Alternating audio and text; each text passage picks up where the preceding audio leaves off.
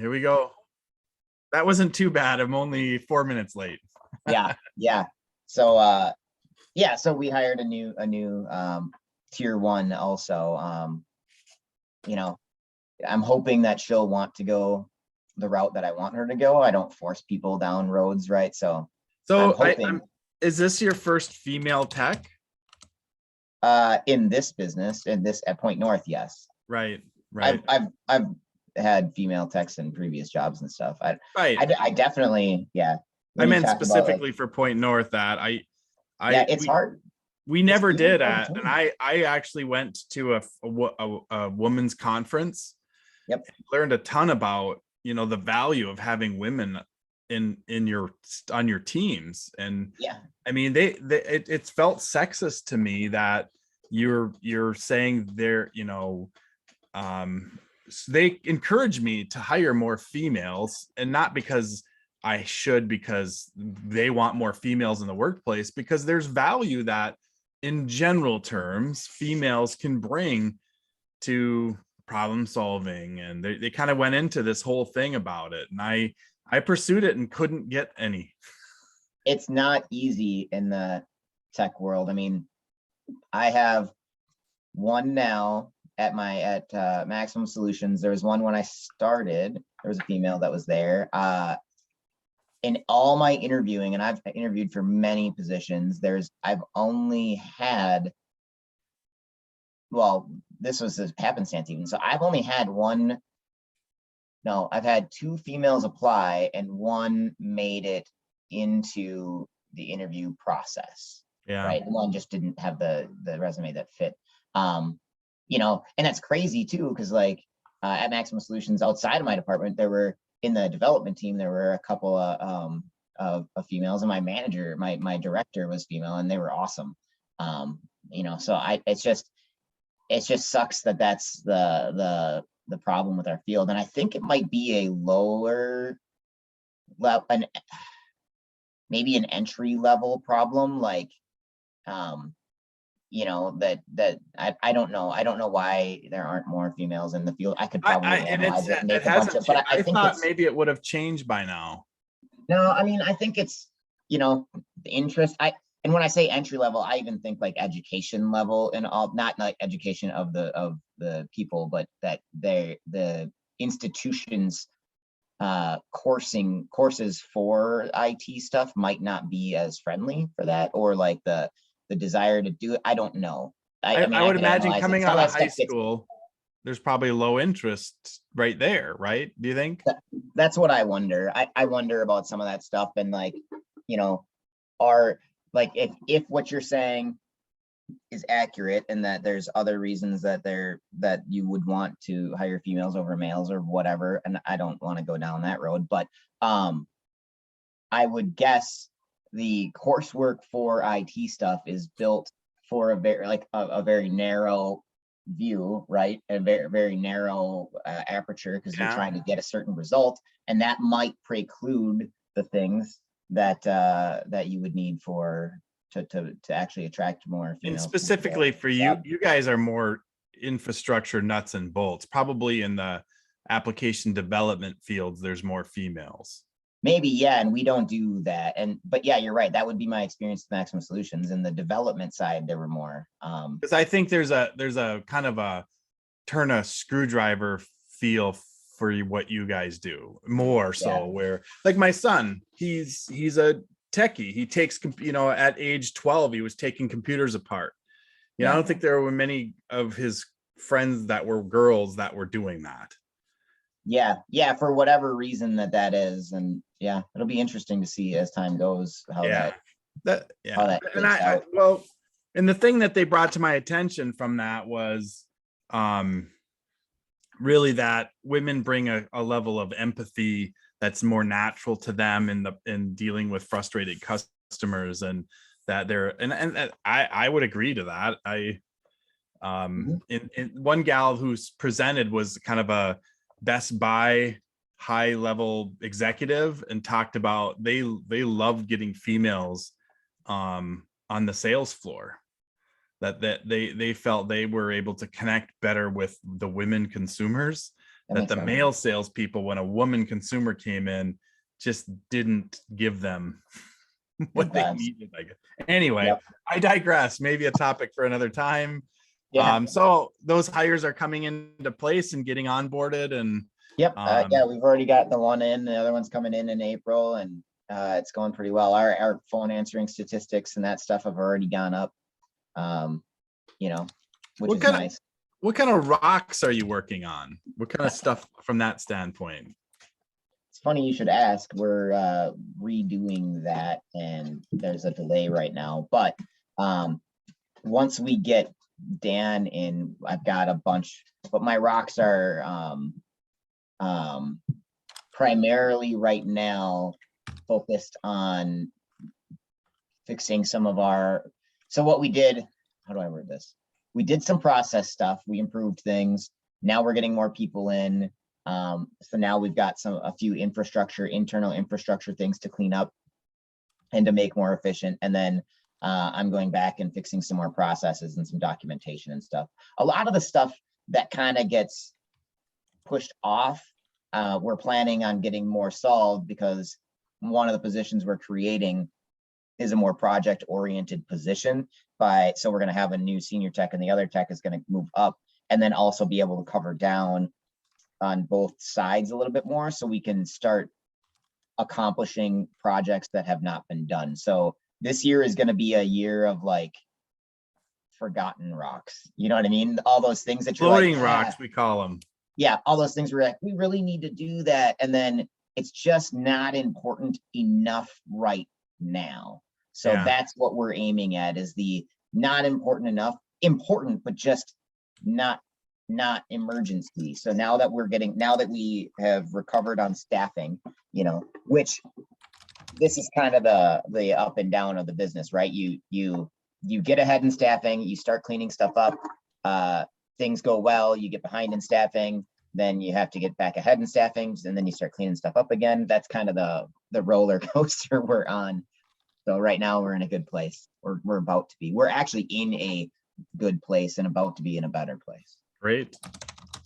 It's interesting. I just threw out a potential topic of creating and managing rocks. Yeah.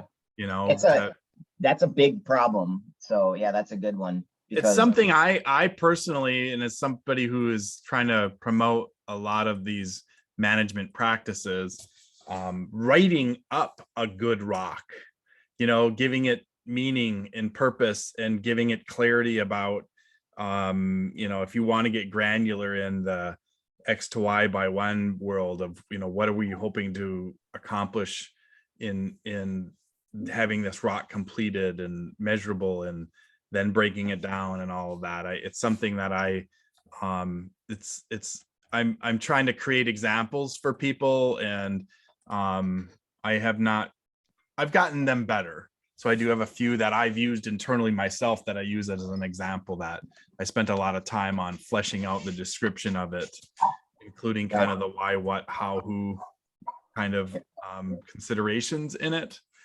So that could definitely be a good topic coming up here. So awesome. Well, today's topic is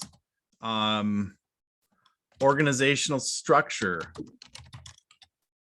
And I will say, by chance or for whatever reason, not only for our topic here today, but just with aligned operations, and what has a lot of my focus has been presenting and discussing organizational structures. And I've kind of done a deep dive in the last couple of days. Actually, it has been around it. So I'm really hoping to get some good discussion today. Mostly, so I met with somebody about the way that I approach it with aligned operations is the idea of a work breakdown structure, to first create a structure that accounts for all of the work in an organization, and then build a hierarchy of authority on top of that. and we called it a work breakdown structure. And he comes from software development world, and he goes, that's phrase is part of the agile world and project management, and people might get confused by that. And I said, you're right. And I just said, I just hoped when I have discussions with them, they don't know that. And so I decided that's probably not the right approach. And so I should consider that work breakdown structure. I agree with it in methodology, that's the right approach. But then it got me thinking about when I try to sell the idea that you should consider organizational structure and you should base it on a work breakdown structure. What is the way I can convince somebody that that's important, that they should do that, especially a small business owner who's not probably spending a ton of time on that? So that's kind of just a way I'm framing this conversation around how would you describe, or how would we describe why it's important to have an organizational structure, how you use it, what is its components, what does it look like, and is it part of the day-to-day? So I'm really turned upside down right now about it. I've opened up the can of worms and have just started like brainstorming thoughts and ideas around really getting to the root of it, really getting to why is it important, and is it just something that people should do for just an existential exercise, and I don't know, or what's the meaning behind it in that. So I guess before I do have a couple of course, slides that I wanted to frame on this, but what are your initial thoughts when it comes to organizational structure? I mean, we talked about this a while ago, right? So it's been a while though. I like good organizational structures. Obviously I come from a military world, so you've got a pretty solid structure there. I don't always like the way it turns out on that side. So for me, it's in a small business, there is a certain point, I guess, of trade-off where it becomes more or less useful. And it depends on your company's buy-in in it, I think. Because a lot of small businesses are very like, everybody just gets the job done, right? That's the goal, is everybody just do what needs to be done to get us to the next thing and to the next thing and to the next thing. And the problem with that is that you're not really organizing the work. You're not very efficient, and everything feels rush all the time. You can't build scalability that way very well, I don't think. And I know if you take Point North for an example, that as we added that structure, it has helped us grow more and more, right? Just because we have the ability now to say, this is you, this is you, this is you. Yeah, we still help each other out, but you know who to go to first. They're more efficient at it. Everybody kind of knows now, like, oh, I have a question about 365. I'm going to go ask this tech. Oh, I have a question about WatchGuard. I'm going to go ask this tech. Oh, if they're not around, I'm going to ask this one, because that's generally their backup. That knowledge comes from having a better organizational structure and just kind of knowing who to go to for those things. And it just shortcuts a lot of problems. And it helps us do better project management, better just organization of work in general, which makes us more efficient, which makes you not need to say all hands here, all hands here, all hands here, because you already broke that work up. But it's alien to a lot of small businesses because they start with 1 to 3 people and they're just rush. So it's interesting. You mentioned something that I really believe strongly in my last 2 days of brainstorming, I did not include in this, is defining the support. It really helps define, where you should be going to for support in, especially from a management standpoint. Or from a specialty area standpoint, if you have an issue that's crossing into another department, you would know who you should be contacting in that. Yeah. We almost flattened our structure a little bit. Like there was a moment when we were getting more people in and lost some people, and then I was going to be over both departments. And I'm director and manager of all that stuff right now, the way we're structured. Getting almost out of that, but we'll see when the next few hires. But almost flattened it, but I'm really glad we didn't, because it allows me to organize the work better. Even though I do cross the teams a little bit, like I will ask people to do stuff that's outside of their team sometimes as needed, but then it's like a special ask, and it has a different vibe, and I'm very happy we didn't flatten the structure, because that would have made it very hard to add people later. It would make it way harder to, like Christina, when she was onboarding, I can't imagine how much harder it would have been for her to onboard for both the managed side and our cloud and data center side. Like that would suck.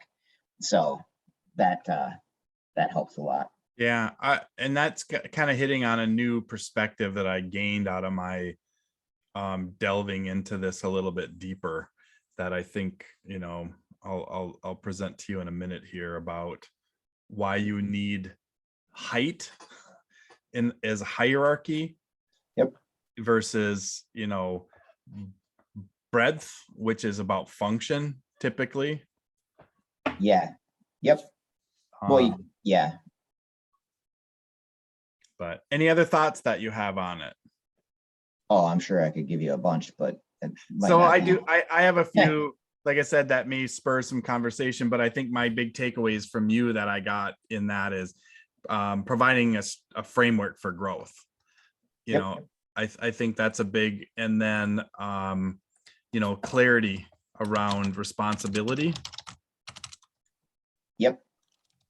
And another piece that I guess people don't talk about a lot, there's two pieces to the same aspect. You give people a title, it makes them feel better, and it gives them a very human thing to latch onto, of this is my position. People may resist it. They may say, I want to be free, but people love hierarchies. It's very, we like structure.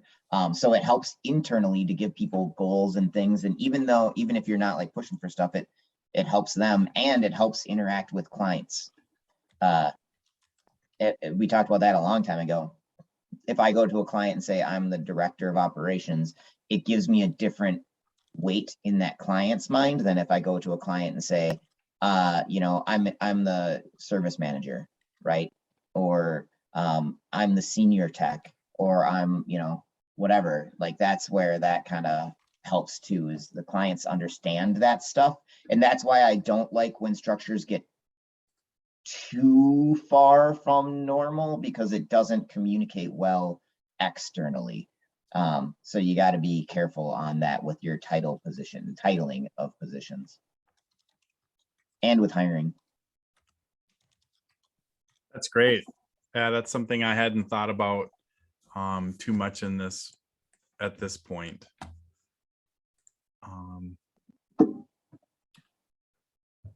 All right, I'm gonna share out and quick run through kind of a little bit of what I've put together in this, and my thoughts on it. So where I feel structure fits in the big picture, I think I've showed this to you from time to time. As far as this idea of structured management goes, I think there are three primary components to that: structure, oversight, and strategy. And structure is, I think, the starting point to building a management platform, to define the basis for the rest of everything else, and just kind of having it fall into those general categories or those top level functions of any organization of delivery, demand, and internal operations. Oversight is that what is your focus, whether it's a long-term vision as the owner, or the general manager who has the more challenging role, I think, of understanding short-term focus and long-term focus across the whole thing. And then the strategy component is about how you evolve it across all of that. That take an inventory for now, understand and have a detailed plan for the next. When I say next, usually I think about it in the next year or two, all towards long-term goals. And I revisited this against Traction, and it fits pretty well. I've been kind of revisiting a lot of Traction to see how what I'm presenting, is it align with, or is it in contradiction to the Traction world? And I continue to conclude that I think we're a good complement to it. But anyway, this is where I feel, in conversation with someone who's not really an operations experienced operations person, where I start to introduce the idea of why structure is important.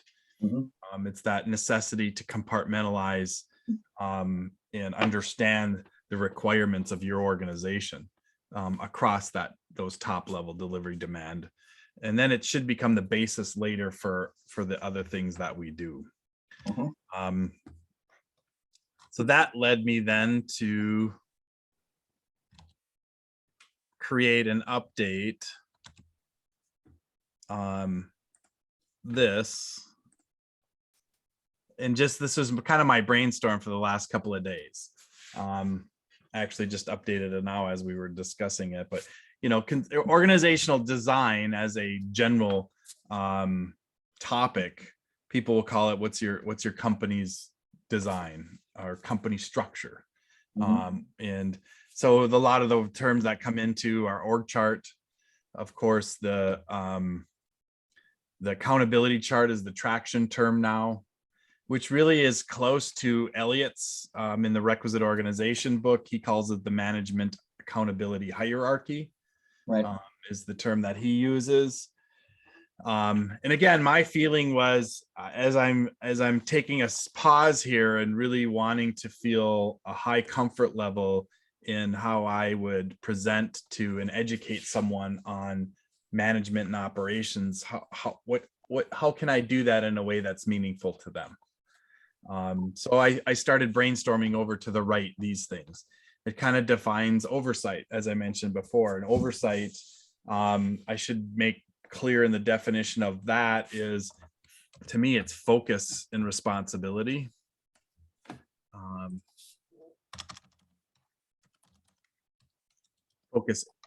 Focal points.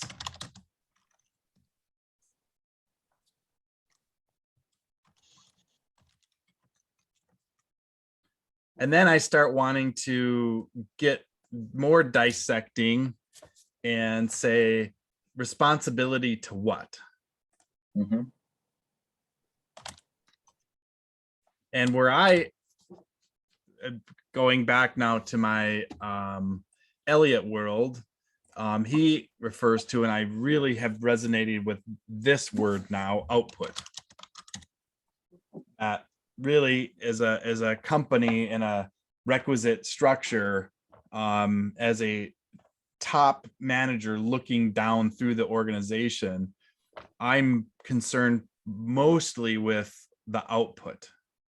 What out of a department, it's the department's functions, and that is it meeting the requirements. It's output / data. It's data, right? Like, well, I think that there's a problem in some worlds where data supports the concept of output, but especially like when you get into like support worlds, everybody wants to act like it's such an esoteric, like intellectual, like job. You can't measure the output because you don't know what problem is going to come in, and one problem could take 2 hours and one could take 10 minutes, and so people get weird about the output, but you can develop data around that makes it have an output. The data is the measure of I do have a little bit of a clarifying point about that later. Yeah, there you go. KPIs, I see it. So the output to meet requirements, the requirements that, and then requirements of keeping our promise to our clients and employees, and evolving the organization. Yep. That's more of management work, you know, that we have responsibilities to evolve and grow. So then I started looking at the output, and then I start thinking about how does output align with a hierarchy. And that's where I started to really adopt this word aggregation. That I think that we start looking at the idea of aggregation of output as focal points. So the way I'm now turning my thoughts and energy is around the idea of, this is so early in the thinking, but I feel like it's relevant in this discussion. Like you said, when it comes to realities, you know, when I talk to a business owner, I look at the ultimate aggregation of all of the execution of effort and work in their organization culminates and rolls up to a final desired purpose. Profit probably is right up there. I mean, everything we do comes to the top of the organization as profit or fulfilled clients, somebody being fulfilled by what you do, the value you add. And then I start looking at the organizational structure below that should start to support that. And I started going down this path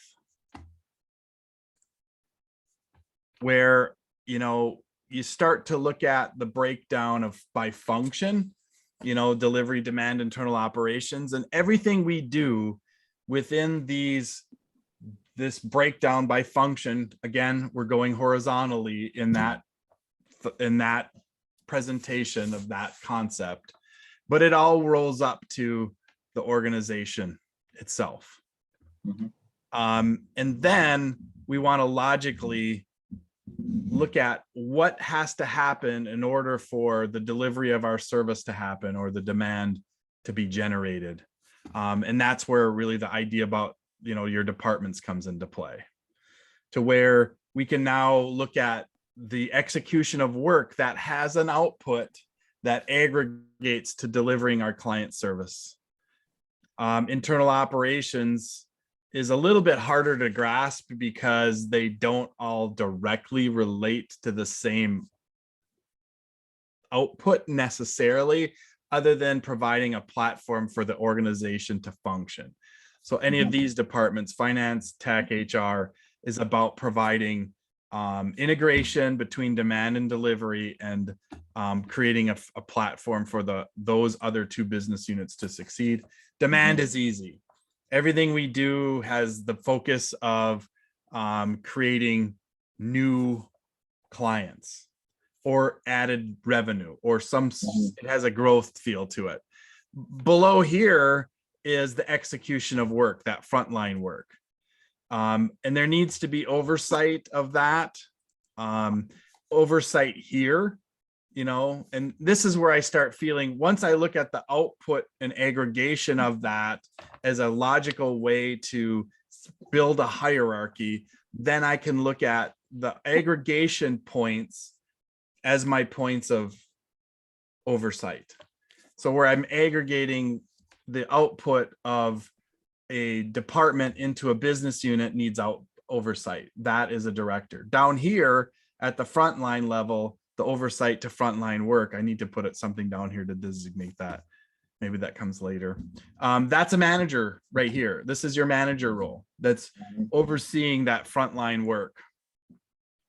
At the high level, someone's overseeing the output of these business units. So when you were talking about the need for maybe we should be flatter, maybe we should be not.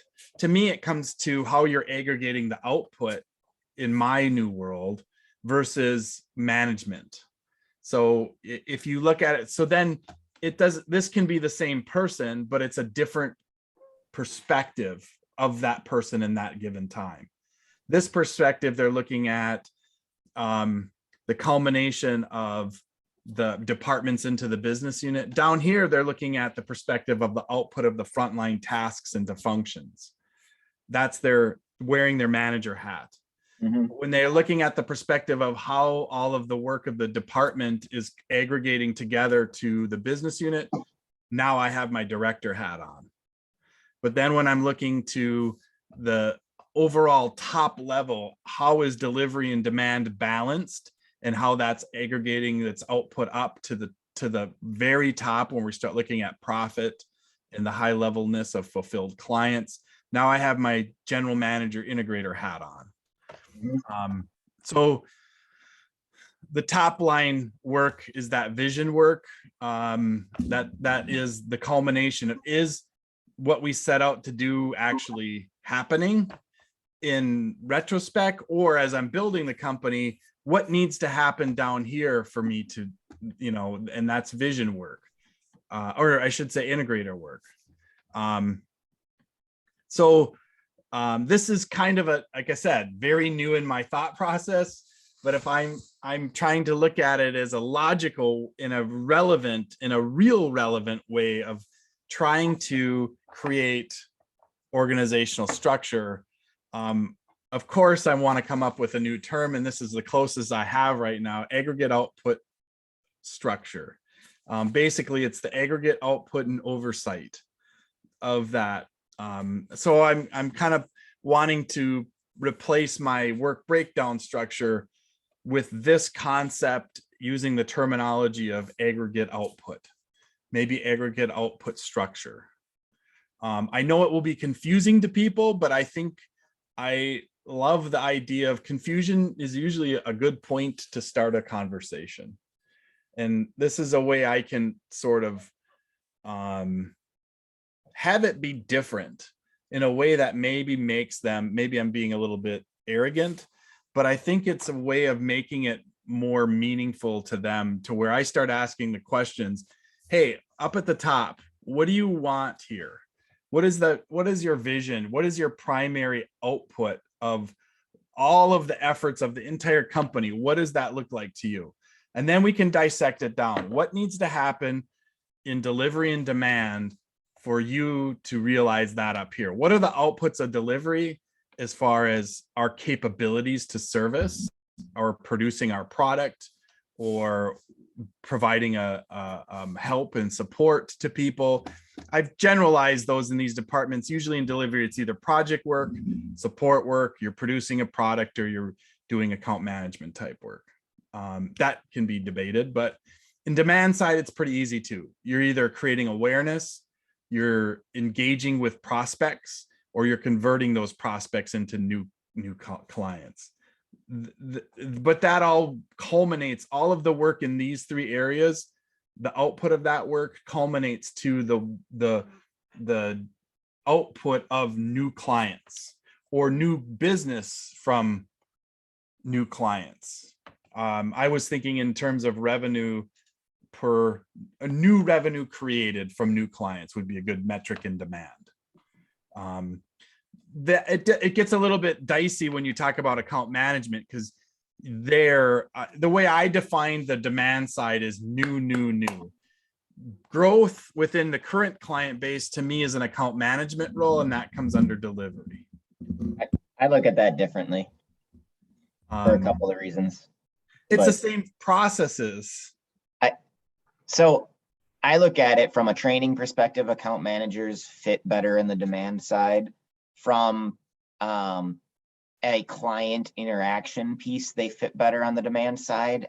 And I want there to be a push and pull between the account manager and whoever is working in the delivery side, because they have a different desire. If you have them both in the same department, because like the one is, everybody wants to serve the client better, but an account manager should be pulling more for the client, whereas the delivery side, they should be pulling more for the workers, kind of, right? Like, I honestly do. I'm 50-50 on where that lands. I've seen it done in both sides of it.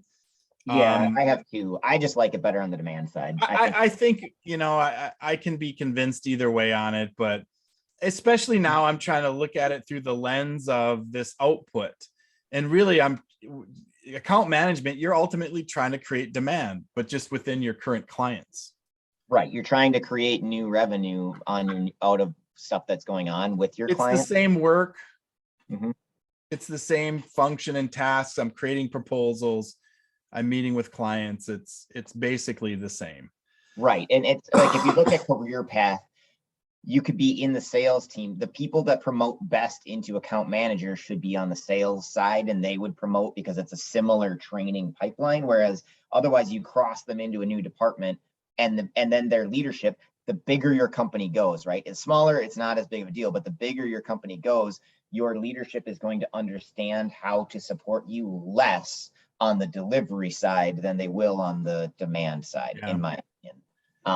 And I guess the part that kept me separate from it is that I want demand to be very, very, very, very focused on new, additional, added clients versus servicing the current.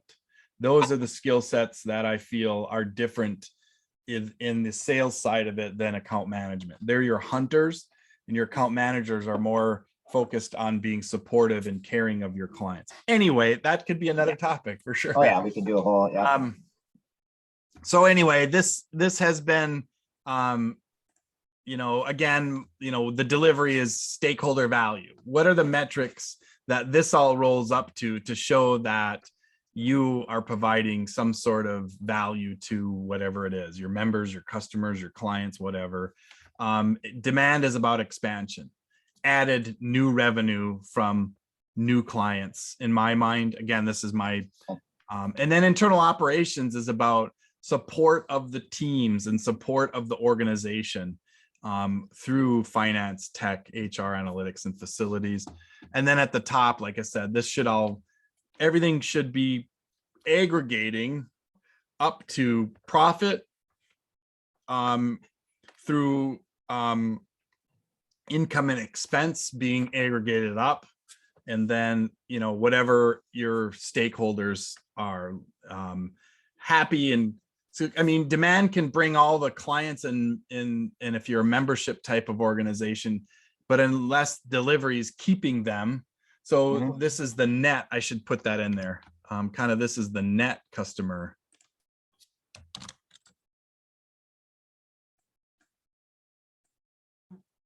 From that.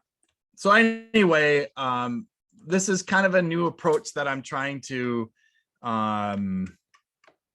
expand on a little bit. Back to this though, so that's that whole idea of the aggregate and roll up of the of output, and how you would create basically within this framework checkpoints. So that's my hierarchy, is the checkpoint of aggregation. I have one here at frontline with functions, tasks into functions. I have one here that aggregates the output from departments into business units. And then I have one here as the business units aggregate up into the organization itself. I did, you know, it should define support, not just the aggregate of output. That's that is the ultimate end game, is the output, but it includes how well you support your teams, your team members. I do have down here, I think, it does outline, defines teams. So it's kind of just like you were kind of saying, you know, who's working where. It's almost that staffing plan feel. Yep. Just the general need for compartmentalization. I just watched a video from Gino Wickman talking about the necessity of compartmentalization from a standpoint of accounting for peace of mind.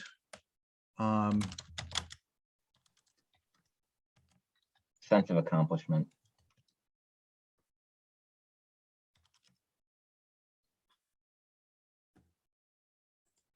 I look at that as the whole, I say it all the time, the whole how to eat an elephant one bite at a time thing is, if you don't compartmentalize, then people feel responsible for all of the work, and it's daunting and it will wear you down. It will cause anxiety and depression and all kinds of, negative feelings. Whereas if you define that, you give it a box, people can accomplish those things, which gives them which supports accountability, and it supports a good mental state and helps you really accomplish things. I watch it with my kid.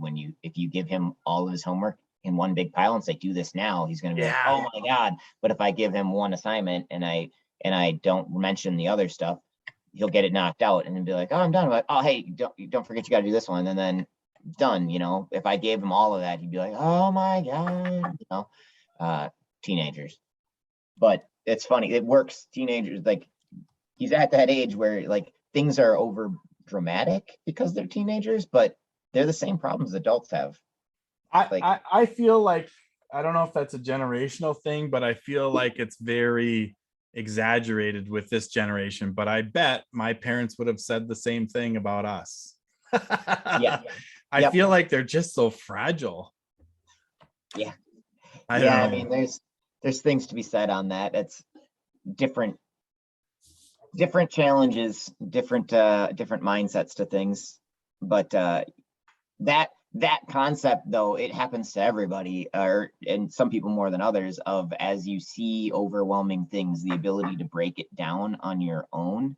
Some people are good at it and some people aren't. But if it's already done organizationally, you don't have to waste the mental practice of handling that. It's already done. And that's the job of a manager. A manager's supposed to clear the way to make it as easy as possible for their workers to get done what they need to get done happily. And monitor it, Right. Start with what will allow them to succeed, and then add to that as there's success happening. And that's something that I didn't practice that myself. And I recruited my friend Jason. We meet hourly or daily for 30 minutes to go through my rocks and tasks and my schedule, just as a sounding board. And it's been great because he's been like, you have 8 things here today. Where are you really going to get those done? And I'm like, yeah. And he's like, really? And I'm like, Right. No. So then we take a critical look at it and say, all right, what really has to get done here? Those other things will be there waiting if I do get through the 4 I Right. pick. But it's just, there's a very psychological component to that. Yeah. Yep. Yeah, and you have a tendency to just build your own stuff out, and then it's like, oh man. And really, that now that I look at this does do a pretty good job of aligning with Elliot's time span. I don't know that I've ever showed you this, but it's the idea that the frontline workers are looking at things that repeat very frequently. Their world is very small that they have to consider. As you work up, a manager's has more. It's 1 day to 3 months in looking at how work is going to aggregate. They're looking at more complexity across their department. They're looking at how functions are aggregating and rolling up. The money one I have here is more about responsibility of decision-making impact. Usually it involves dollars and budgets and so forth. A decision at the top could in fact be worth millions. That could be a decision and you'd have to see across all of the entire organization and how all those outputs aggregate. I'm really enjoying that. Their time span is what's going to happen in 5 years, potentially, as the organization unfolds. So that really does align with my kind of output feel for that. Yeah, I mean, it fits with the VTO concept. Yep, for sure. It's a similar thing, just worded differently, because you got to set your goals that you want at a higher level and then break them down. And that's where I really, you got to be able to break them down from top to bottom as to how you're going to accomplish that goal or output, right? And that's where I think a lot of people break, and that actually fits in your whole rocks building. Is people sometimes get so caught up in stuff that they're not building their rocks appropriately to be achieving that bottom to top process. And that's where you end up with disenfranchised employees and stuff, is if they don't understand how their rock here travels up the chain to the actual end output.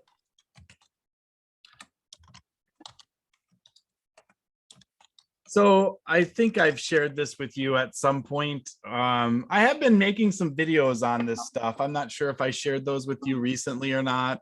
If I haven't, I may, I'm trying to get feedback from people about how I'm presenting this material to get interest from business owners. I'll give you feedback. But ultimately, the way that I think that org structure, whatever it is, gets applied then, really how we organize the work of, from a task inventory or task standpoint into what I'm now calling the aggregate output structure. For now, we'll see how that resonates. It's hard to get out. It doesn't flow like work breakdown structure. Maybe it just takes time. That's the problem. Then we can apply our role descriptions from an assignment of tasks, and also the oversight levels, from a lead to a manager to a director. We can base our documentation library on that. Performance monitoring definitely aligns with that. I think now the way that using this output structure philosophy, really your KPIs are about how well the oversight person, if it's a manager, how well are the functions aggregating to the department?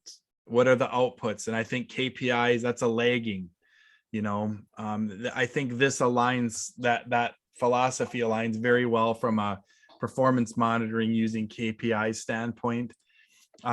Strategic planning, I feel, is there from like you said, how you grow the business, or giving a framework to scale. Because now I have placeholders for where I can, as Gino Wickman says, to delegate and elevate. I now have a clarity visually around the responsibilities. I'm proposing to do it by the outputs, or whatever you look at it from a work standpoint or responsibility. And then the final piece is basing it on competency development, where I think that the task inventory specifically, as we get that granular, becomes the basis for how we train and elevate our teams. And that can be measured definitely from a task and function standpoint in the organization. So this is kind of where I'm trying to present to a business owner why that structure, whatever you call it, or however you come up with it, how that's important. How you leverage off of your time and energy of thinking about these things. At the end of the day, a business owner has to have purpose in why they're doing this, in order for them to do it. Most business owners I don't know, I'm trying to think of what percentage of business owners out there are actually thinking about and creating an organizational structure. I think they do it indirectly or informally in their head. Mm-hmm. But I'm trying to come up with, so when I have a conversation with that business owner, what can I say to them that would convince them that it's worth them taking the time or spending the money to hire me to work with them to create an organizational structure and to be more formal about. Right now, the way I'm pitching our businesses to implement a management team. That's part of the reason I changed the name of this group from Ops Masters to this new Mighty Managers kind of approach. That I think it fits better with small business, and that's really my focus, is about a management team versus operational. I think that doesn't resonate with them. That's why I changed our description of the number 2 in command as general manager versus integrator or COO. I'm really looking at from a standpoint of, the management team being this middle part. You have the front line, you have the visionary work, but it's really most business owners lack the time and energy spent on creating their management platform and Right. putting people in place in that. I think Brian's a pretty good example of that, but when I first met him, he didn't really think too much about from a standpoint of I need a manager or I need a management team or platform. Yeah, because why manage when you're everybody's just doing all the things and they're getting done well for now, but I think he got convinced along the way that like having that team really allows for growth significantly. You can't, really, I think the selling point for any business owner at a small level is you're doing it all right now. Yeah. You're exhausted. That doesn't need to be that way. And what happens if you are sick? If you go down, what happens? The business stops. If the business can't operate without you and any emergency happens, then what happens in your life and everything too? And that's what I think where the selling point is. Having a management team not only makes your day-to-day better, not only makes you more scalable and more profitable, but it also makes you safer. It makes your life safer in general, because if Brian still is doing a ton of things the rest of us don't know about, but I tell you what, we could probably figure it out as a team now if we needed to. He's taking a week off next week. It's gonna be fine, right? In the past, how many weeks off could he take before implementing a management team? Right. Is And he doing it fully with taking peace it of off? mind. No, he's an owner. He's going to keep thinking about it, but at least he has the ability to know that we've got it, Right. So this is one of the slides that I have created in my intro to structured management that is really kind of my third step in it's my sales process. Are these getting into this more granular? But you kind of nailed it. There's a point to where in you go from proof of concept that we have a way of servicing clients or a product or whatever that I as the business owner or partners or maybe 1 or 2 employees have successfully been able to deliver on that promise, collect revenue for it, but they need to build, this is where I can't do it alone. There's a point to where you have to build a more formal organizational structure, in order to get your business to really the ultimate, I call it smooth scaling. Smooth scaling is where you have that mature leadership, your systems are matured and integrated, you have good data around performance that you can trust, a clear long-term strategy. And I say that's when you can really aggressively promote kind of in through here, where you can just like Wes is trying to get to the point. He uses the phrase, I want to just put my foot to the pedal and just grow this thing. And he's never been comfortable in doing that because he always felt I'll outsell our capacity very quickly. There just isn't a strategy in place for that to happen. Most business owners will say, just do it and we'll figure it out. I met with a guy last night who was a college buddy of mine who I ran into at a Total Wine in Woodbury, and we started getting together for happy hour. And he has a cool story that he joined a software company when he was employee number 12, and they were, when he joined, doing I think $800K a year, and he stayed with them eventually to where they're now $100 million company. Nice. So when we talk about this, he's very familiar with this, but I told him, were there times where you were selling to where you're like, holy shit? He said, all the time. He said he was, involved in some proposals that he's like, I hope we don't get this. there's no way we can service this. And they just did it. Yep. And I don't know. I don't know that I agree with that mentality, but he said it happened from time to time and they got through it. It wasn't always pretty. It was stressful, but they got through it. Yeah, like I don't like that.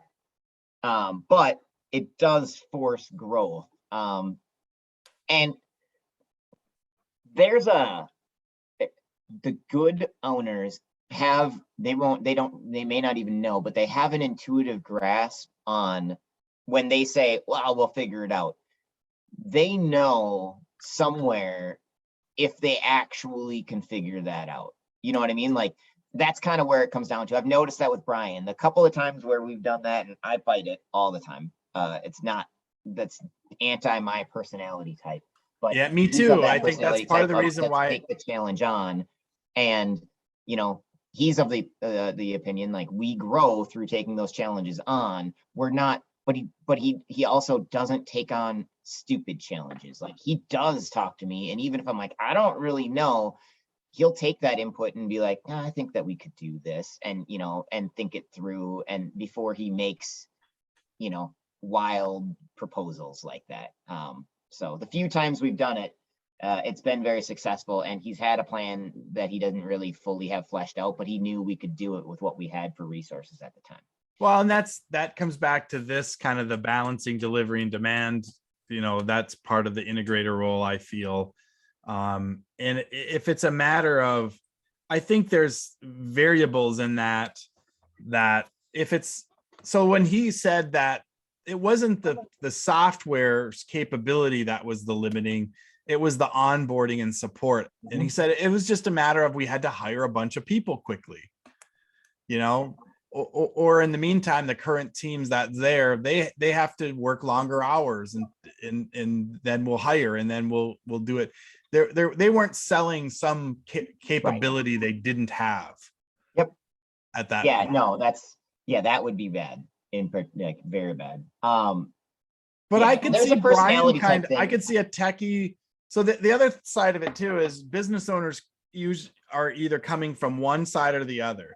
They're either focused on sales and they're a sales oriented visionary CEO business owner, or they came from the delivery side of creating their tech and so forth.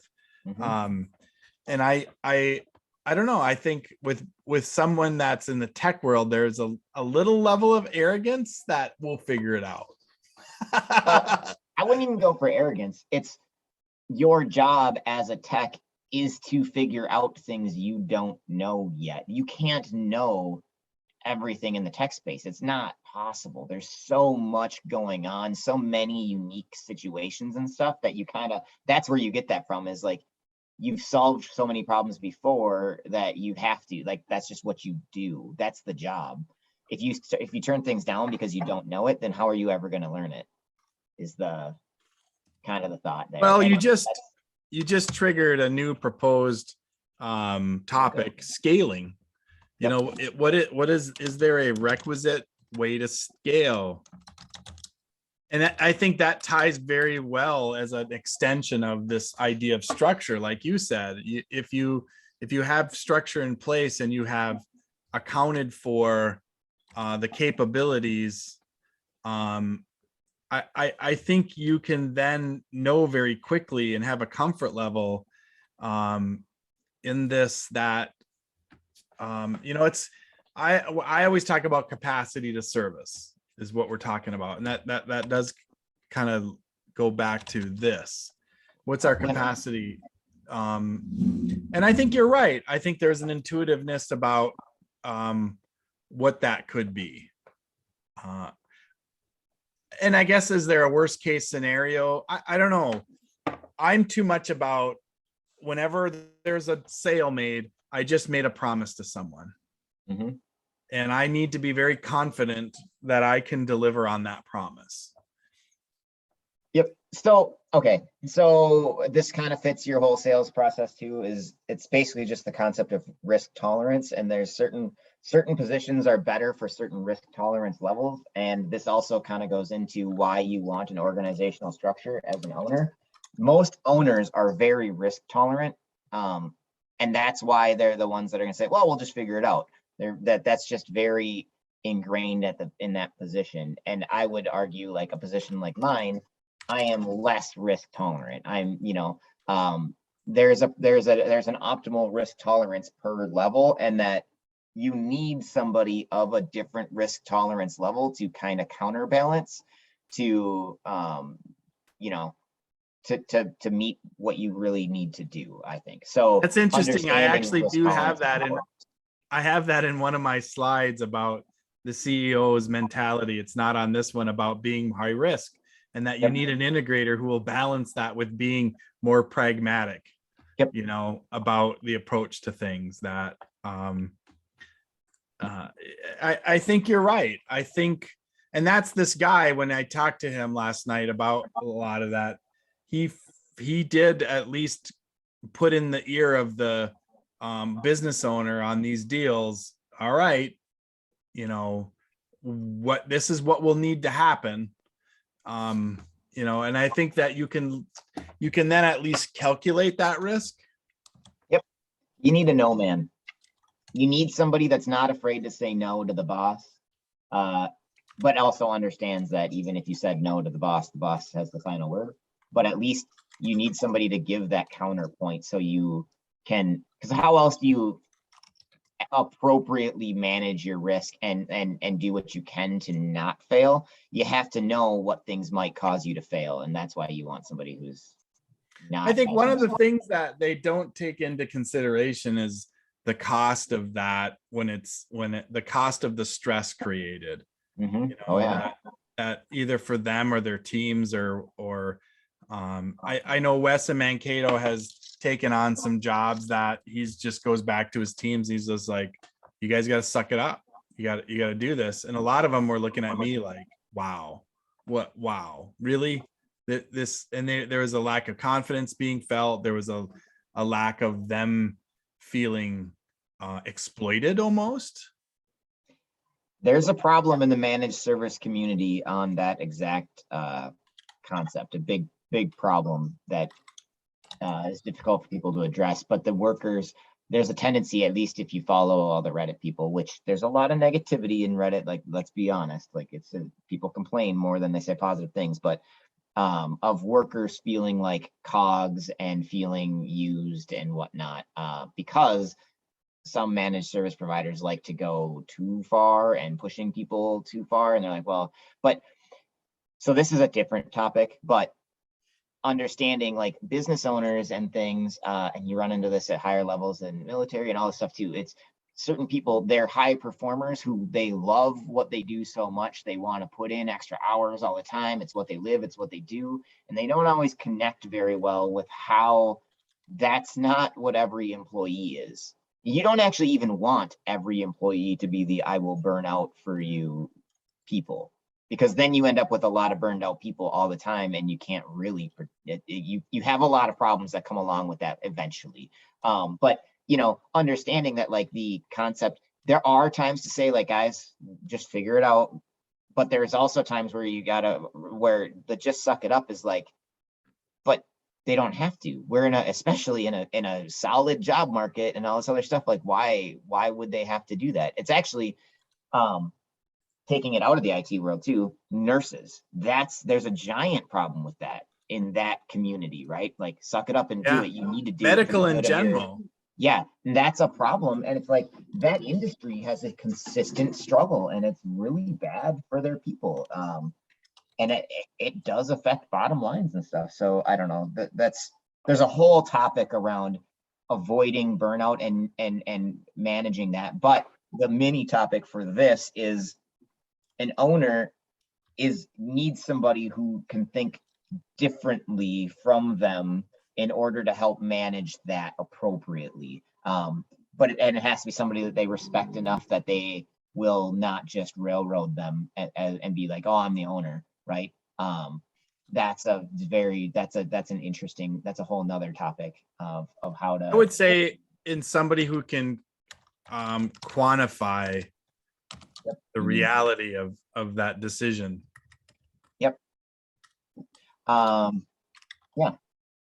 So, and I think there's, like I said, I think there's a healthy balance. You do want to, you get growth through that expansion that sometimes comes with a bit of a feel of stress, but I think some stress is good.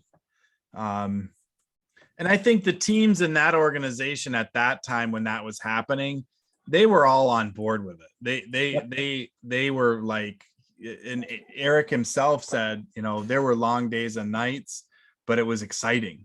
They knew there was going to be a big payout for everyone on that. At least for him, I would guess. But as long as you're doing that, then you're good, right? As long as you have the team buy-in and it's not constant, right? You have mini breaks and stuff in there, then you're in a much better place. But you got. I'm wondering if you can be in that as you grow and make decisions around growth. And like I said, every sale is a commitment and a promise that there is a systematic approach, a tool that says, here's what we need to do, whether it's staffing or, and they did do that. He said he did have kind of a metric with, so their metric is student count, and they had different categories of that, but they could tell by the students in different types of schools. It was software that managed schools. Okay. It was one of the first kind of education management software solution. Right. And so they could tell by the student count and by this and that, what their capacity was. And that he knew for every student that they had as a licensed student that they needed this type of support. Mostly it's the support side of it. Yep. We talked about that a little bit before. Like if you can try to track down through averages about how many, like how much support a user needs on average, then as you onboard a user, and this is the managed space, right? As you onboard a user, you should be able to say, okay, that's going to stress my system approximately this much. It changes here and there, but if you average your stuff out, you can start to understand that and say, okay, if we bring on this many users, or if we're looking for this much profit in the given month and we think we're going to hit it, then we're going to need to hire these people because we're going to run out, right? That's the ideal world to get into. In a small business, you very infrequently are able to handle that correctly because you're in a weird balance place for a long time of expenses versus profit versus, if I hire somebody in time to get them trained up ahead of time, then there's a 3 to 6 month window where you're paying more than you need, more out. Whereas a lot of small businesses, they do what your friend does and say, and you get the business and then you go, well, now I better go hire people. Is that great? No, but it does account for profit a lot better and whatnot too. So yeah. And people learn pretty well under the fire hose if they feel like there's a good reason for it and they're excited for the job, then that can work out too. I guess, like you said, there's an intuitive nature that business owners have. I guess I think to myself, can we take that and make that more tangible and quantifiable to not 100%, but to a degree? And that's something that I do like the idea, though, of a topic potentially coming up here on scaling. I think that's an interesting extension of the idea about structure, because it does provide a mechanism for what that looks like, reallocating resources, especially to the owners. I mean, one of the things that I try to encourage business owners, and this is kind of along, why you would want a management platform. Number one is a mechanism to create trust in the people in your organization. That from a leadership standpoint, especially when we're talking at that top level, when we're talking between these three things, I think usually an owner is focusing on all three at some point. Can he or she say, I'm going to reassign that responsibility to someone else like you, you know, you are overseeing your delivery of service that is then allowing the business owner to start focusing on, and that's step number 2, focus on your strengths. Where should the business owner be focusing their time and energy on? Number 1, long term for the entire organization, that vision work, you know, they can focus more time and energy on that, and then also pick one side or the other. Typically they're not going into the internal operations. There's not many business owners that dream of being the office manager. Right. But maybe I don't Consider know. the light and heavy work concept that I got from that real estate podcast a long time ago. If, you know, if the work feels heavy to you, then give that to somebody else. If it feels light, if you're excited for That's it, great. even if it's the what people should traditionally, and you kind of know, and that's people sometimes avoid the work that traditionally feels bad, but it's like a lot of owners are actually very good at the feels bad work. That's how they differentiated themselves, but they like it, like they're addicted to it. That's their thing. Then keep doing it. Do what is light for you. Obviously, as a small business, you got to do other stuff too, but as you reach for more people, try to get them to do the things that when you think about doing it, you go, oh, right? If you do that, then that's time to look at somebody else to do that work for you, or if you possibly can. Like if every time you're like, oh, I don't want to do that. Once you've learned it, right? As a business owner, you should learn all those things to a degree so that when you put somebody in there, you know how they're doing at it. But like, yeah, you don't want to be doing the stuff that makes you feel bad. That would make your day suck. You want That's interesting. That's also criteria that I look when we talk about constraint analysis in trying to do strategic planning and creating improvement. If you have data that supports a shortfall in execution, that's great. But sometimes I say, what are the functions or tasks that nobody in the department likes to do? So that's probably an area that needs some focus, that either could be improved or it could be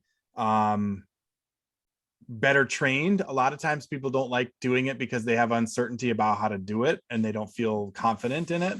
But that's usually an area that or an approach I like too, in just evaluating, should a process be improved or not? Right.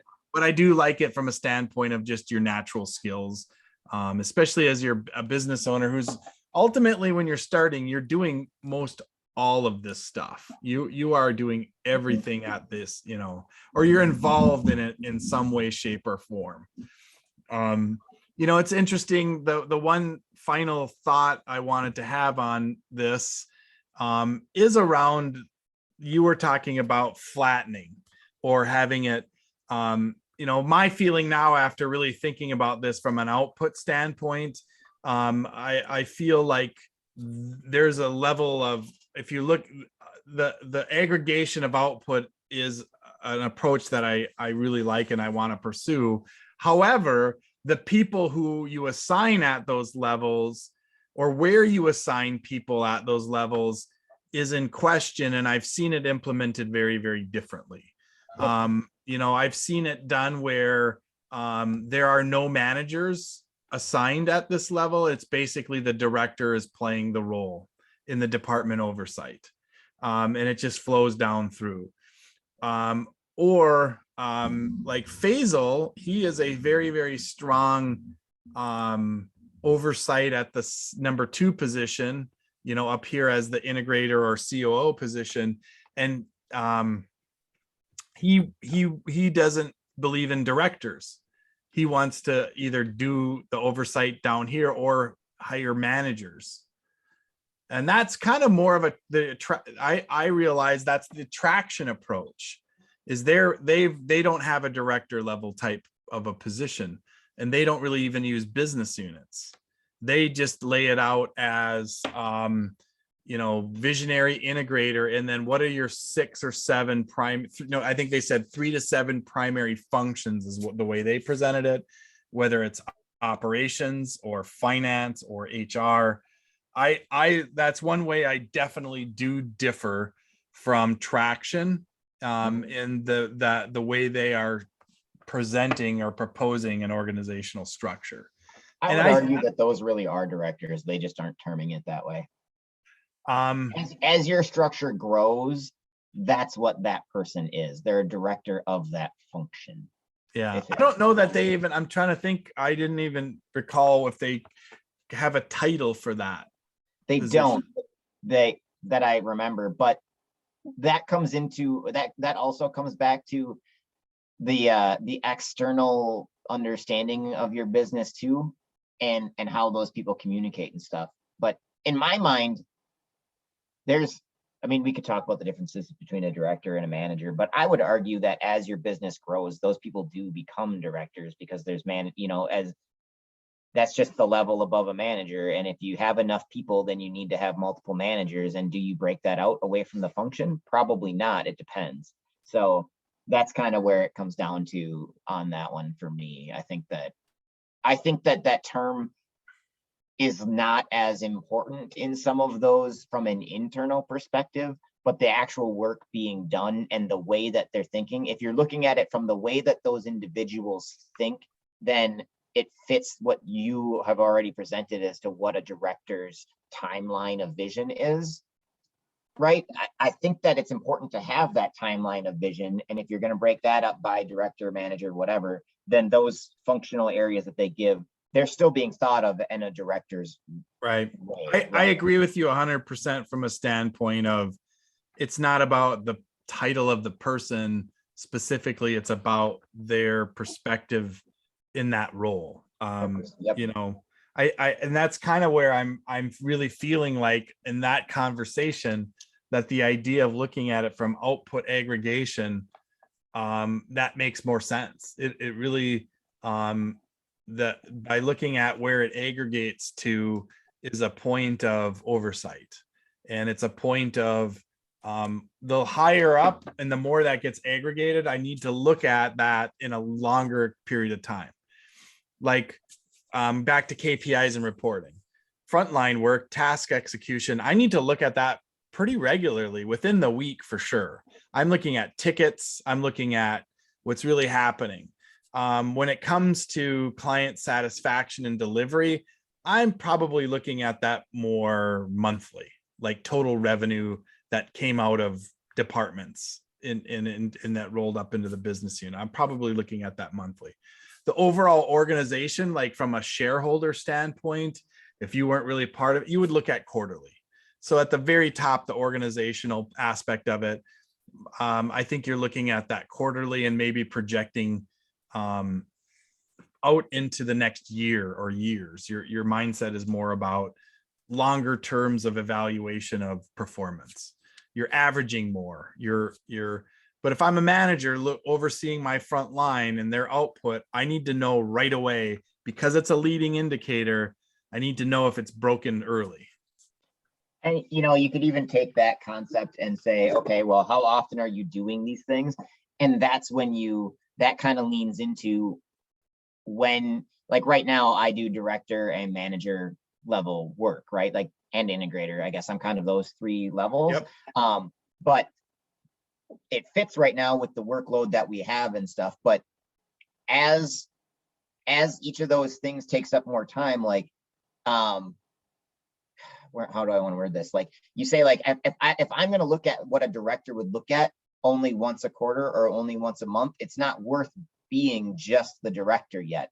But as your teams grow enough to where you have work that needs to be done more consistently, that's when you need to go, okay, I need to put somebody in this position below so that I free up time to be able to do this stuff. And that's when, that's where, like, if you have just the one person, like Basil wants to do it, like, what work are you doing every day that fits that? And then at what point are you getting overstressed and to where that work needs to push down? And now you really do functionally have a director, because you have that work level needed.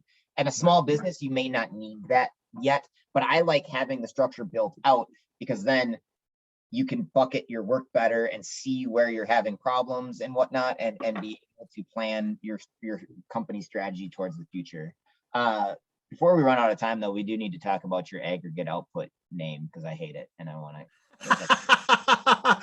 Well, don't mince words. Don't sugarcoat it, Dana. Tell me how you really feel. I won't. Now, so my thing on that It sounds sort of insulting, but it's not meant to be. It's like if you write an article for the web, right, you're aiming for like a 5th to 8th grade intelligence level, in order to in a general understanding, and the words that you use for your article to get mass adoption. It's just the way it works. And even for people who have very good vocabularies, it's best to aim at that level. It's just easier for people to pick up and understand right away. And aggregate is not. I would go with a word like collective or cumulative, something like that. That aggregate has a few multiple meanings, and it's I agree. I even did a Google search on it and found the definitions from the dictionary, and it's resonating well with me, but it's not resonating because of the name, it's resonating because of the concept of it. That So- it's about what was the other thought you had on it? I like cumulative and collective. So the reason I like those is that they instantly give a vibe of collaborative effort towards a thing. That's why I like, Yes. you know what I mean? That's why I like collective probably more than cumulative. Cumulative is like the overall result of a bunch of work, whereas collective kind of makes me think of a group of people doing a thing. That's my concept of it. That's just glancing at it quick. I just wanted to bring that up because aggregate, I think people just have different ways. It's to accountant. It feels like an accountant talking. Yes. Yeah, exactly. It sounds more jargony. I don't know. I learned it from the financial institution world. There's segmented and aggregate reports. Right. Yeah, as a concept, it's not a whole lot different but it's just, it just reads different. So I want to make sure that I just got stuck, my brain got stuck on it. Just doesn't roll off the tongue right. And if you want a good term for a chart, you want it to be something, if you're gonna base stuff on it, you want it to be something people could say easily. That and AOS, you have to say AOS. Cause, right? If you have a COS, you could say cause and stuff. It fits better. So we need to, as I do with Faisal, whenever he introduced concepts I need to get the disclaimer in it right now that if I use it, I don't have to pay you anything for that. I'm expecting massive royalties from telling you that I'd like a different word better. That's definitely deserving massive royalties. I do like it though. I like collective better than cumulative. I thought that one would ring with you. It does have a better. Cumulative is probably more accurate. Aggregate is the most accurate. Yes. Yep. But in this case, is accuracy the point? Well, I think to me, it's more about the point I'm trying to make is the structure is mostly about how output comes together is a new result as it combines, as it assembles. I did go around those. I looked at combined output and assembled. Assembled is to production, manufacturing. Right. But I use that as an example often when I talk about tasks and functions, that basically tasks are the components that are built and then they're assembled via a function. And that's one way I look at it or try to explain the idea of aggregation. But collective output structure, I think that's if you want combined, you could say collected. That's another option. Collected fits the combined aspect more, but I like collective, but it has a different ring to it. I think it does support your desire to sell a team in that you're collectively working towards a goal. That's how I would build around it. For sure. I really like that a lot. I do. I like aggregate because that's my world more. And I think it, like I said, it's more resonating with me personally, but I'm more that operational analytical kind of a thought person. But I think collective, I do want, I don't know, maybe it's something completely different, but then I need to explain it. I want it to be descriptive And I think work breakdown structure is accurate, but it's not me. I think the whole idea that the way we look at our organization based on output is going to be meaningful to people. I can have that conversation much easier than having them think about compartmentalizing their work. One of the challenges I feel that I have, and it's fundamental to the success of somebody implementing our philosophies in a work breakdown structure, is in order for them to enjoy the benefits of these 5 things, they have to do a task inventory. It is all predicated on a task inventory. So unless I can get them to do a task inventory, none of this matters. And they fundamentally struggle in translating the reality of their work into this written form of a task. It's really hard for people to do. It is. Well, because all that work is general is abstract, and even though it's a concrete thing, like from a top level, it's kind of abstract. And the problem that we've discussed before, like we could probably drill this out over a couple of meetings of like a very, very good description of like at what level do you consider it a task, right? And how do you get down to that? And like, here's an example. When we get a project, and this happens with a lot of owners, and this has happened with me with talking to multiple people, because I'm a process guy, right? They'll be like, hey, we're gonna do this project. And I'll be like, okay, what do we need to do to do that? And they're like, well, we'll just do it. Okay, what does that mean? Like, and you try to get them, if you try to get somebody who's been doing something for a while to explain to you how to do it, they can't. Because they don't know anymore. And it kind of comes to that habit forming, right? Like here's a good example. You ever driven a route and time just kind of goes poof out the window, right? And you don't think about it, and you're suddenly there and you're like, God damn, that's that whole habit kicking in, right? You've driven it so many times that your brain goes somewhere else to do it. That's what happens with especially a lot of business owners, because they're doing it because they're really good at it. So now there are steps along the way they don't ever think to tell you to do, because they don't even think about it anymore. They just do it. And they actually don't know how to do it until they're doing the thing. And then, you get to it and you're, oh, this is what you do. And then they can tell you, but they actually have to get to it to where they're physically doing it. And then their conscious mind can identify the thing.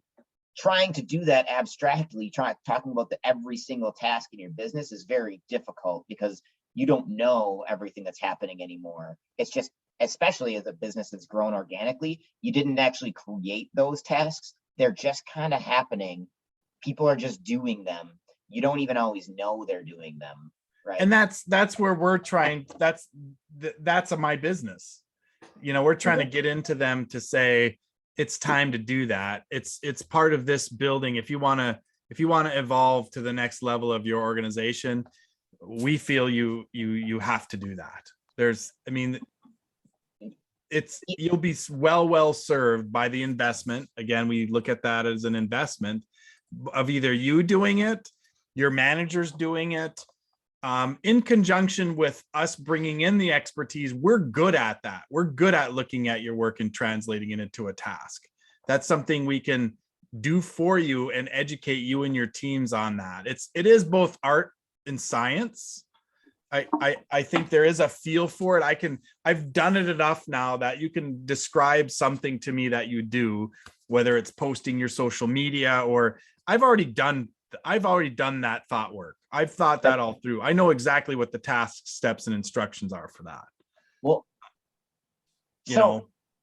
I like the top down approach. You go bottom up. And that's, I think. No, I go middle. I focus on the task that's in the middle.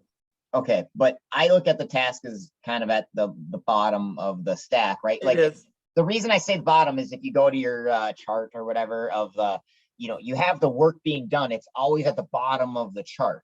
So I think of that as bottom up. Even there's reasons you can consider it middle, but from that perspective, right? It's down there. And so I like going at it. I find I have more success when I'm like, okay, you want to make more money. That's your overall goal, profit. How do you make your money? By doing these things. How do you do those things? And if you go that way down, but you got to get them to understand this, and that's why this works, right? but if you don't discuss the top level Yeah, first, I, then the bottom level I doesn't agree make with you. sense. And that's something I've just recently started thinking about when it comes to organizational structure and applying output to it. I agree with you. It's something I need to change, especially in this early discussion with the client is about up here. You know, let's talk about the profit you want. Well, if you want this profit, we need to start looking at your capacity to deliver and your capability of filling it, that demand. What needs to happen at, what are the outputs we need on either side of that equation? And do you have the bookkeeping and accounting systems to manage the finances of all that too, by the way?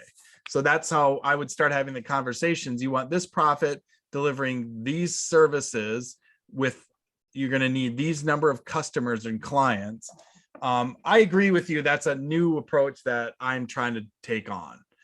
But when I get to the point to where we're thinking more about process, so when I'm in Trellis tools and I have a conversation with somebody, you know, I'm talking to them first. Basically, I'm doing that for a new prospect right now, where I'm gonna, with my session with her, I'm gonna build out this top level first, you know, and I'm gonna base it on a conversation around this. Yep. And the delivery or the demand and internal operations stuff, that I'll have pre-filled in. I already know that. Finance, technology, analytics, demand is awareness, engagement, conversion. I can flesh these functions out to give, that's going to meet 90% of what she does. Here's where we're going to start having conversations. Tell me about your services. Actually, ahead of time, I'm going to go to her website and look at her services and start kind of estimating her departments and how that would be. She's a coach, a business coach. Yeah. So I'm assuming it'll be pretty straightforward. Her service is coaching. I would even go to, so here's an angle that I'm starting to try to take that I like. I just haven't fleshed it out. So maybe it would help you. I don't know. I basically look at the kinds of revenues as either it's recurring or it's project, or right. It's one time or recurring. And you say, okay, you want to increase your profit this year by however much through, like, how do you want to do that? Is it going to be recurring or project? And whatever, right? And that may not even matter, but like, how are you going to do that? What's the first thing, if you had your way and it was perfect, what would you do to make that money? Right. And then that's going to lead into your delivery, because you're going to say, oh, I would do this service. Okay. How are you selling that? Like, yeah. Are you having any problem selling it or doing it? Like, and you could start to figure out where the problems are, and that's where the next effort goes. And that's when you say, and this is where I don't know if you need to get a full work breakdown structure right away, or collective, whatever the bottom level, right? Whatever we're going to call it. But it's, what do you need for this piece? And if that piece gets, and this is kind of how it went with us, right? With you, where we would get to a point and be like, okay, we got this improved to this point. Now we got to go to this one to this point, and now go to this one to this point, and now back over here, right? And you kind of, well, that's you're basically describing constraint analysis. You're looking at, right, you know, across these two, do I have more capacity or more demand?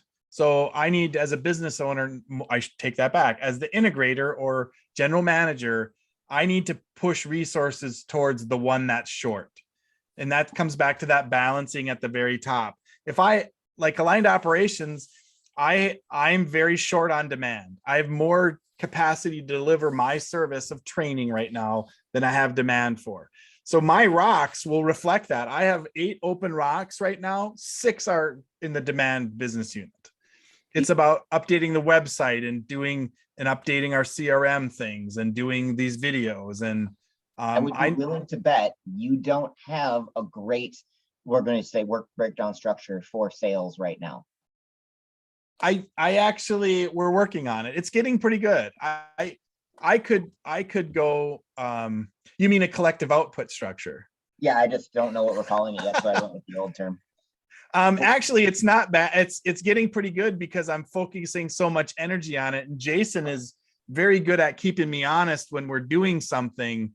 So we have a new rock category called function development.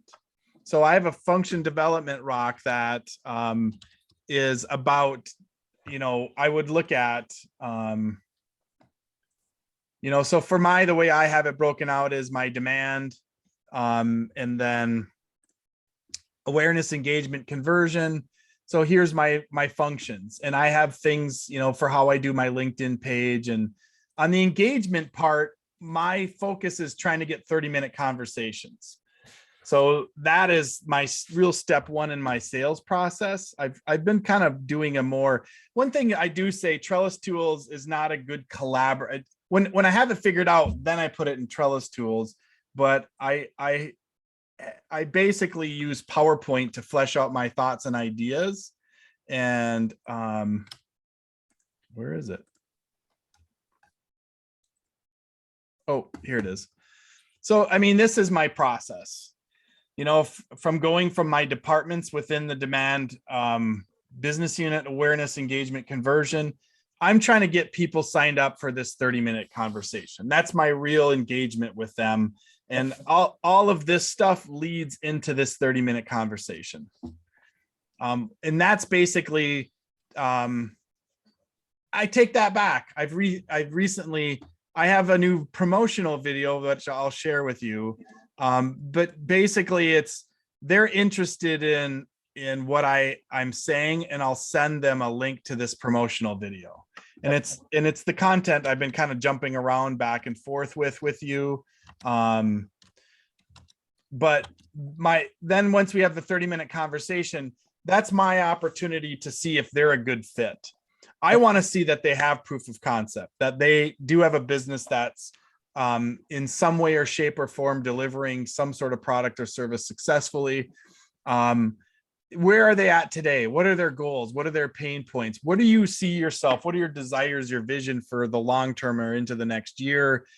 Do they kind of have their shit together? I'm not gonna, if they're thinking about a business or but then I'm trying to lead them into having a 60-minute assessment, I'm calling it now, where we really get into, are we a good fit for you?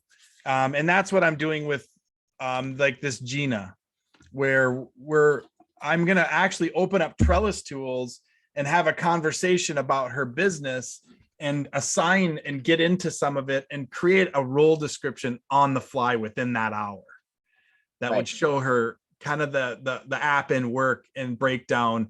And then I always will throw in a rock that says implement structured management as a rock for them. So they'll see that here in that process. So anyway. Yep. Yeah, I think so. Just to go back quick, and then we'll probably end up moving on. But yep. I remember one of the main problems, and we had the one individual that really just rebelled on it with trying to do the work breakdown alone, right? First is the usefulness of it in the moment. And so that's where I don't know if you can find a good way to make that connection where it's like, it should be tied to something that's on their mind right now for whatever functions they're making. And they may not do the whole company all at once in my mind, but like, if you're focusing on sales right now, that's the area you should probably be filling. And that's why, like, you probably built your operations piece out first, and now you're focused on sales. So that's flowing better for you. And it makes sense to build that out right now, but it's functionally useful to you too, because it relates to what your current company goals are. So whatever your main company goal is, and then you find your constraint and you build out your collective output structure based off of that for that side of things, you can start to then say, okay, well, I've solved this, now build it for this, and now build it for this. And that fleshes out better. Whereas like we had the one employee who's like, why am I doing this? I have so much going on in my world right now. I don't have the time for this. And I'm not going to use it in the next 30 days. Like, it's going to take a while before I see any benefit from this. So why? So that's a part of the sales. So you hit on again something that I recently discovered and that I'm trying to put in place around when I do this in that 60-minute assessment, I'm wanting this to drive conversation to do exactly what you're talking about.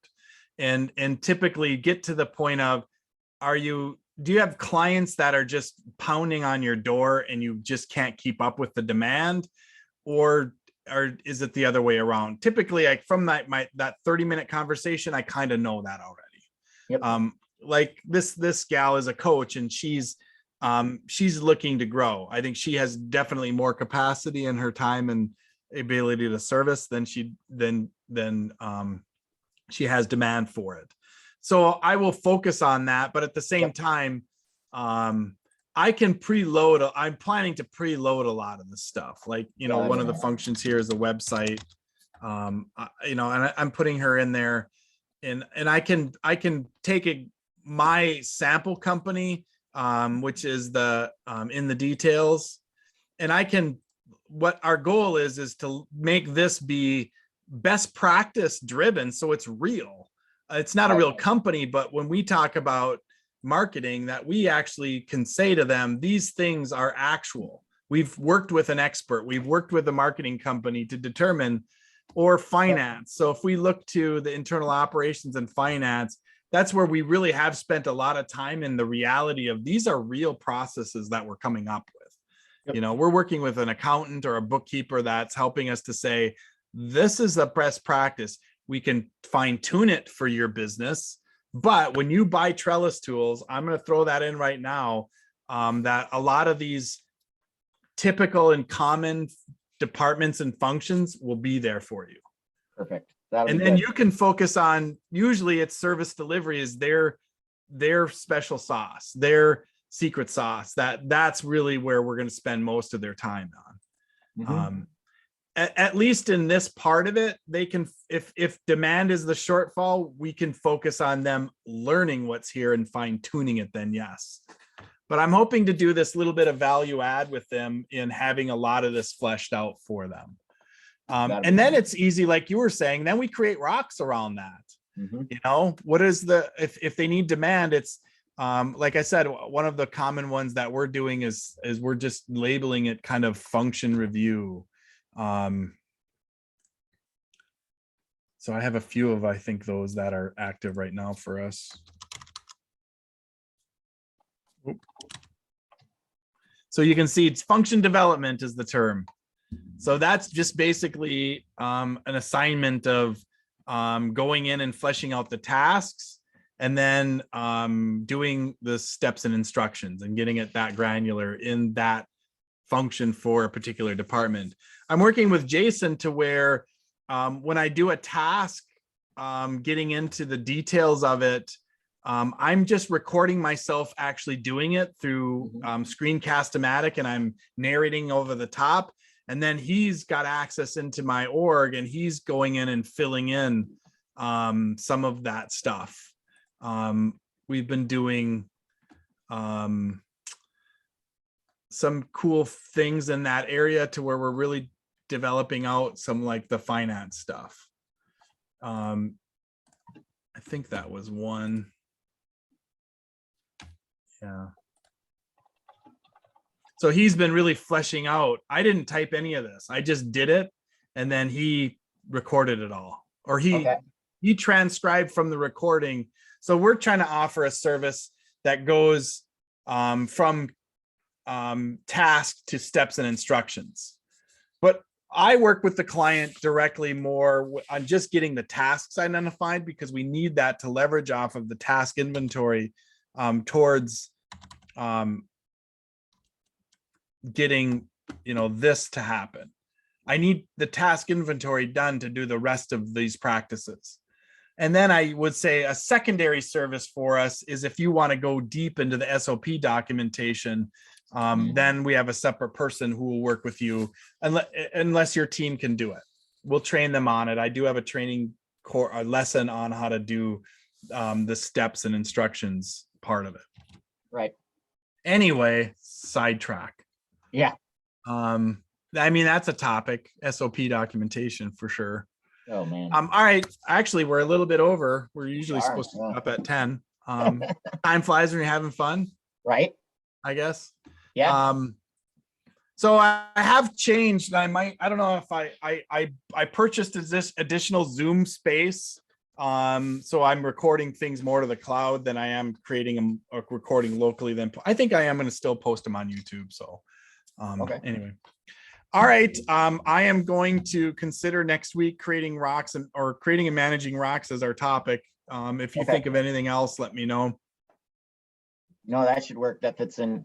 I mean, we generally are picking our next topic based off of something that leads off of this topic. So that works for me. It Right. makes things roll well. We may get somewhat repetitive on some things, but Yeah, sometimes we you did gotta go talk a back little and bit re-talk about about it stuff. in our strategic planning 3 sessions.